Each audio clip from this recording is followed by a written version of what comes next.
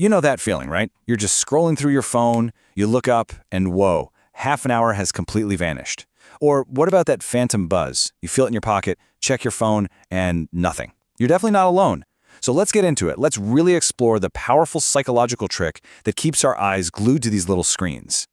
To really get a handle on just how deep our connection with these devices goes, we're going to start with a statistic that is, well, kind of mind-blowing.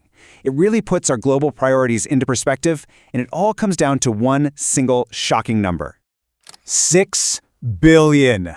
That's how many people on this planet own a cell phone. Now, when you think about there being just over 7 billion people in total, that level of adoption is just staggering. But that number gets even crazier when you put it next to something else. And that's something as basic as sanitation.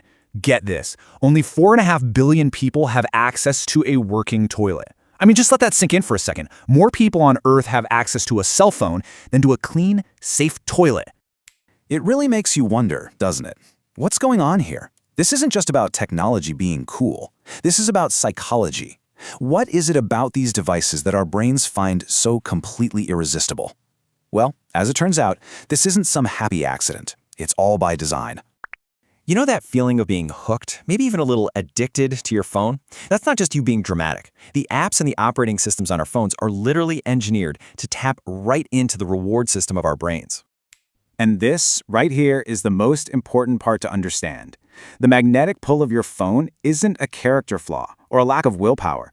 It's a biological reaction. It's running on the exact same wiring in your brain that gets fired up by things like nicotine. And look at this direct comparison. That little ping, a new like, a text message. It triggers a release of this feel-good chemical in your brain called dopamine. The key takeaway here is that the dopamine spike you get from that little notification is, on a neurological level, pretty much identical to the rush someone gets from an addictive substance. So, how do they do it? How do app developers manage to trigger this chemical reaction over and over and over again? Well, they use a playbook, a really powerful psychological model known as the compulsion loop. This is the secret engine that drives so much of what you do on your phone. The idea itself sounds simple, but it is incredibly powerful. The compulsion loop is basically a little circuit in our brain that builds a habit, and it works by pairing a super simple action, something that takes almost no effort, with a reward that's totally unpredictable. And really, the loop only needs 2 main ingredients to work its magic on us. The first is a bunch of small, easy-to-achieve goals. The second is a big dose of novelty, or, unpredictability. Okay, so ingredient number 1, small goals. Think about it. What does it take to clear that little red bubble on your app? Just a tap. How about refreshing your feed, a simple pull-down gesture? Swiping to the next video? Effortless. Each one is a tiny, almost mindless action that gives you this microdose of feeling like you've accomplished something. But here's the secret sauce. The thing that really gets us hooked is the novelty. The reward is always changing. It's variable. When you pull to refresh, you have absolutely no idea what you're going to get. Could be a photo from your best friend, could be a boring ad, could be the biggest news story of the day. That uncertainty is what keeps your brain saying, just one more scroll. So let's connect these 2 ingredients back to what's actually happening inside your brain. Every single time you complete one of these tiny loops, you're not just killing time. Your brain is getting a little chemical treat. This quote just nails it perfectly. Every interaction you have with your phone becomes its own little gamble, a tiny bet. Will this refresh show me something amazing? Will this picture get a ton of likes? You pull the lever and you wait to see if you won. And whenever you win that gamble, you see a great post. You get a new notification.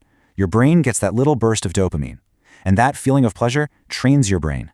It teaches it to associate all that scrolling and checking with a reward, making the habit stronger and stronger every time.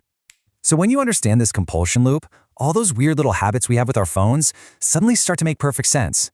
This dopamine trap is the real reason you feel that constant, nagging urge to just check your phone. And this is how it shows up in your day-to-day life. It's why you feel that phantom buzz. Your brain is so trained to expect a reward that it's literally inventing the signal. It's why you feel that constant need to refresh. And that little red dot on an app, that's not just a notification. To your brain, it's a bright, shiny promise of a dopamine hit that is almost impossible to ignore. When you boil it all down, what does it all mean?